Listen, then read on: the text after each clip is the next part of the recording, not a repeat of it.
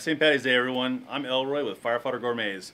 We're here in sunny Tucson, Arizona, my hometown, and we're in my backyard, where today we're going to use this bad boy to smoke some corned beef brisket.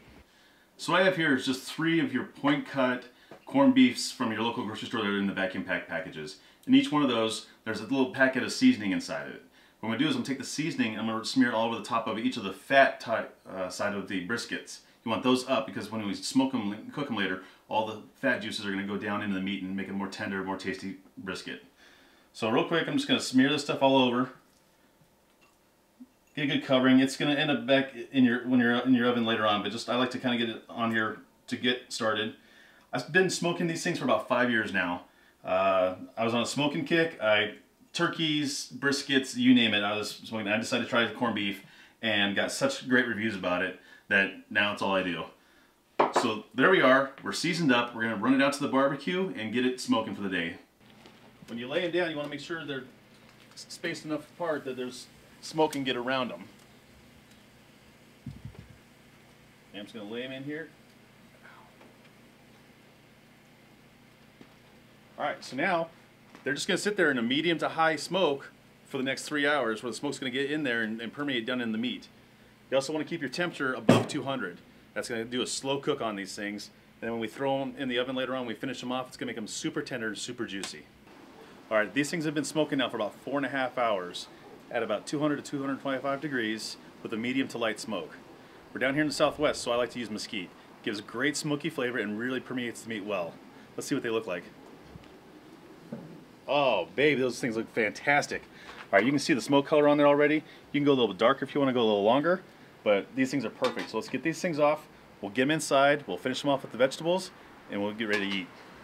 What we're going to do now is we're going to take all the vegetables and the meat and put it in a broil pan and get it back in the oven. It still has about 2 to 3 more hours to cook. This isn't a fast process, but if you want the tender, tasty meat at the end of the day, this is what you're going to have to do. So I'm going to start off with about 3 to 5 pounds of red russet potatoes. I just quarter them because I like big chunks. I like the things that are going to take a lot of the flavor and they don't get really mushy at the end. So I'm just going to layer these in the bottom of the pan. The next thing I'm going to do is I'm going to take a whole yellow onion. I like the sweet onions better. They just have a little bit of flavor, not quite as harsh as just a regular yellow onion. These, again, just layering these across the top.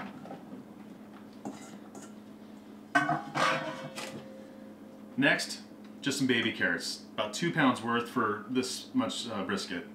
Again, it's easier just to go with the baby carrots. If you want to go regular whole carrots and just chop those up yourself, go for it.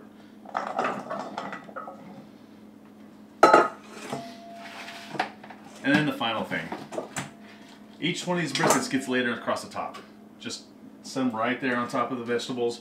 All their juices, all those meats, all the flavors are going to go down in the vegetables and help cook those. And then all the steam from all the vegetables, plus what we're going to put in here in a second, is going to make that meat real super tender. Alright, so there's all of our briskets.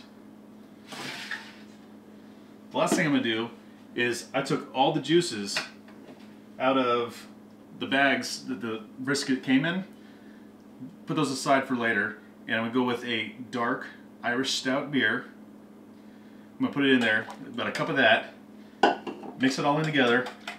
Again, this is the juices that the meat has been marinating in since they were packaged. And I'm just going to pour all this right across the top. Again, just more flavor, and it's just going to help make this meat super tender when it's all done. Last thing I'm going to do is I'm going to foil this up so it's super tight, put it in the oven, again, 2 to 3 more hours at about 225 degrees. If you want to go a little bit longer, you can drop down the temperature a little bit. All right, this has been in the oven now for about 3 hours. Open this up. Man, I wish you guys could smell this. You can smell the smoke. You can smell the beef. Everything's just came together great. It smells so good. All I'm going to do now is I'm going to pull all these out, let them set up for a while, makes them a little easier to cut.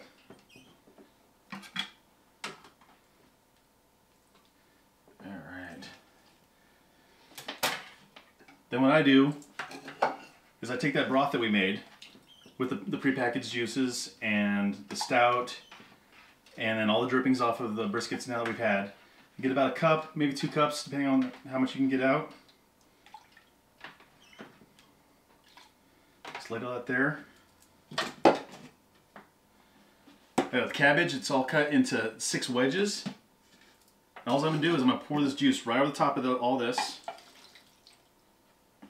I'm gonna put it on my stove on a medium heat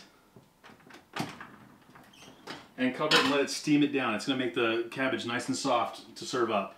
And that's it, guys. It's a pretty simple process. It's just a long process. You know, earlier today we had 4 hours on the smoker, another 3 hours in the oven. And that's it.